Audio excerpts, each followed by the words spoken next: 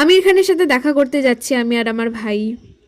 হ্যাঁ, মানে অনেকদিন আগে থেকে আমি আর আমার ভাই ঠিক করে রেখেছিলাম যে আমির খান স্যারের এই নতুন বইটা সিতারে জামিন পার আমরা দেখতে যাব। তো আজকে বিকালে আমি আর আমার ভাই প্রথমে তো চলে গিয়েছিলাম এসভিএফ সিনেমা হলে। আর আমার ভাইয়ের এটা ফার্স্ট টাইম কোনো সিনেমা হলে, কারণ ও তো সারাদিন শুয়ে শুয়ে ফোনেই সব মুভি দেখে ফেলে। তো ভাইয়ের সাথে তো আমি অনেকটাই এক্সাইটেড ছিলাম, কারণ অনেক রিভিউতেই শুনেছি সিতারে জামিন পার মুভিটা একটা ফিল গুড মুভি, খুবই ভালো একটা ফিল্ম হয়েছে। মুভি স্টার্ট হওয়ার 5 মিনিট আগে গিয়ে আমরা টিকিট কেটে কোনো রকমে বসে পড়ি মুভি দেখতে। আর সত্যি বলতে মুভিটা খুবই ভালো ছিল, মেসমেরাইজিং। আর এখানে একটা মেসেজ দেওয়া হয়েছিল যে সবকা আপনা আপনা নর্মাল হ্যায়, মানে সবাই নিজেদের মতো নর্মাল, আর নিজেদের হ্যাপিনেসটাকে খুঁজে পাওয়া নিজেদের মধ্যেই, সেটা একটা অনেক বড় ব্যাপার। তো ওভারঅল মুভিটা খুবই ভালো ছিল। সেটাই আর কি ভাইকে বের হওয়ার পরে জিজ্ঞেস করলাম যে বল তোর কেমন লেগেছে। ও বললো যে বেশ ভালোই লেগেছে ওরও। আর এরপরে আমরা দাঁড়িয়েছিলাম একটু ফুচকা খাওয়ার জন্য।